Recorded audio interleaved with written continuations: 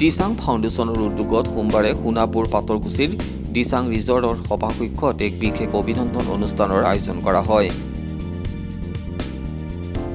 আজিৰ এই অভিনন্দন অনুষ্ঠানত সোণাপুৰ পাতৰকুছি অঞ্চলৰ হাইস্কুল শিক্ষান্ত পৰীক্ষাত সুখ্যাতিৰে উত্তীৰ্ণ হোৱা প্ৰায় 11 গৰাকী কৃতি ছাত্ৰ-ছাত্ৰীক দিচাং ফাউণ্ডেশ্যনৰ তৰফৰ পৰা অভিনন্দন জনোৱা হয়।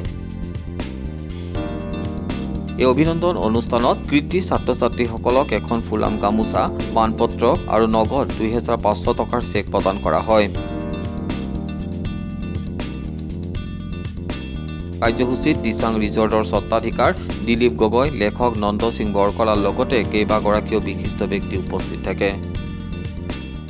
সিফাললৈ যায় তেতিয়াহ'লে আপুনি নগাঁৱত নতুনকৈ এটা বস্তু দেখা পাব যে শিৱলিংগ, the highest sibling of the world, that particular sibling is situated in Nagaon district, namely Brahmpur. उसको महामृत्युंजय मंदिर कहते हैं। तो प्रतियोगितामूलक परीक्षाবিলাকত কেতিয়াবা এইবোৰ কথা আহিব যে পৃথিৱীৰ আটাইতকৈ ওখ শিৱলিংগটো ক'ত আছে আৰু তাৰ উচ্চতা কিমান।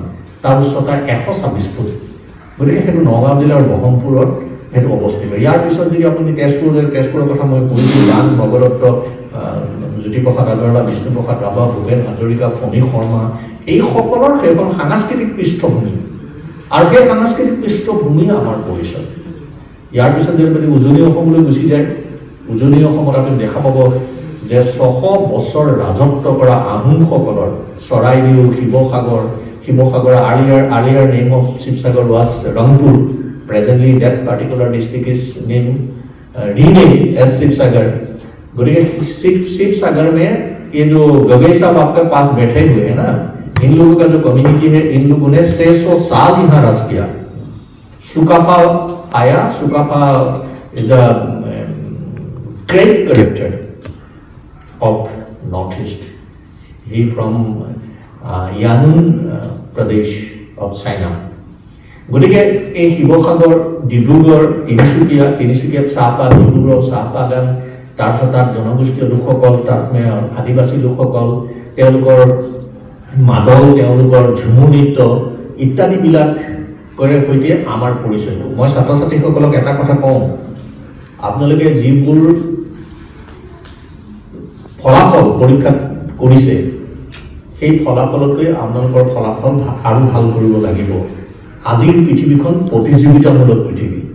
প্ৰতিযোগিতামূলক পৃথিৱীত জীয়াই থাকিবলৈ হ'লে আমাৰ মানসিক অৱস্থাটো প্ৰতিযোগিতাৰ বাটেৰে নিব লাগিব। কিন্তু প্ৰতিযোগিতাৰ বাটেৰে নিওঁতে আমি মাটিৰ পৰা বিচ্ছিন্ন হৈছোঁ নেকি, মাটিৰ পৰা আমাৰ ভৰিকেইখন আঁতৰি গৈছে নেকি, এই কথাটো আমাৰ ছাত্ৰ ছাত্ৰীসকলে জানিব লাগিব।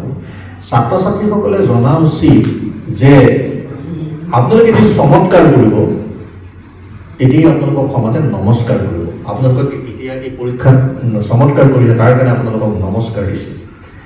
এটা কথা মন কৰিব যে এজন বিষয়া হ'বৰ কাৰণে বা কোনোবা প্ৰাইভেট ছেক্টৰত এজন বিষয়াৰূপে কাম কৰিবৰ কাৰণে আপোনালোক বহুত চোকা হ'ব নালাগে। চোকাটো লাগিব, আপোনালোকে জ্ঞানটো লাগিব, কিন্তু বহুত চোকা হ'ব দৰকাৰ নাই।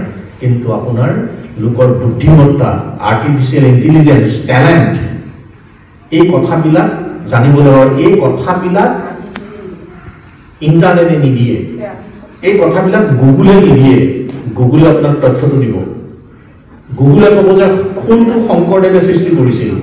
আমাৰ কাষৰে জাগিৰোডৰ জাগিৰভোকত গাঁৱৰ কপিলি কলমৰ পাৰত খোলটো শংকৰদেৱে প্ৰথম বনাবৰ কাৰণে নিৰ্দেশ দিছিল আৰু তাতে বনাইছিল। এইটো গুগলে ক'ব। কিন্তু খোলটো কি মাটিৰে বনাইছে, কেনেকৈ বনাইছে, চামৰাডাল ক'ৰ পৰা লগাইছে, তাৰ দুইটা তালিক আমি কি বুলি কওঁ, ইয়াত কি এই খোলটো ক'ত ব্যৱহাৰ হয়, সেইটো প্ৰেক্টিকেলি নামঘৰতহে আপোনালোকে জানিব পাৰিব।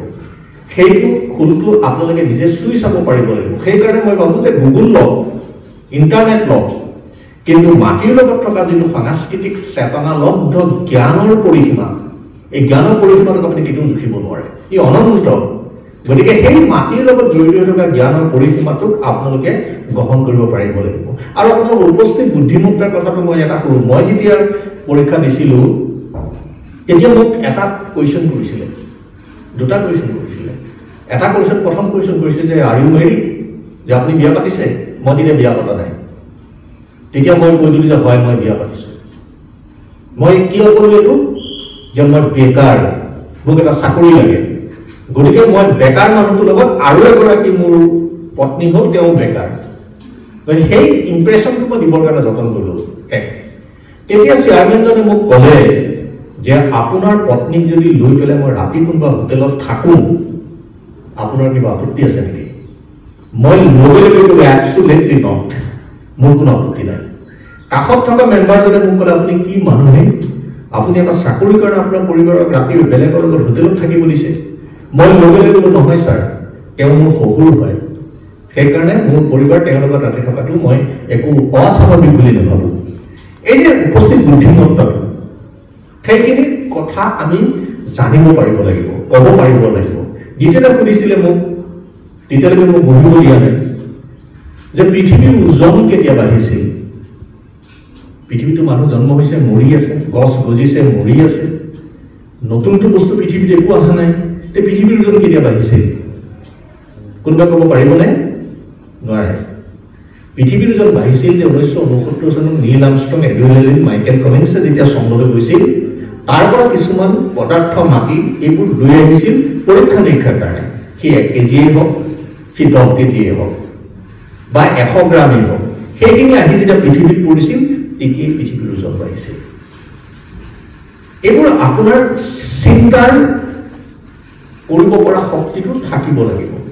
বৰষুণ পৰিছে, চব চৰাই নিজৰ বাহলৈ দৌৰিছে, প্ৰত্যাহ্বান গ্ৰহণ কৰিব পৰা নাই, কিন্তু এবিধ চৰাই আছে সি বাহলৈ নাযায়। সেই চৰাইবিধৰ নাম হৈছে ঈগল।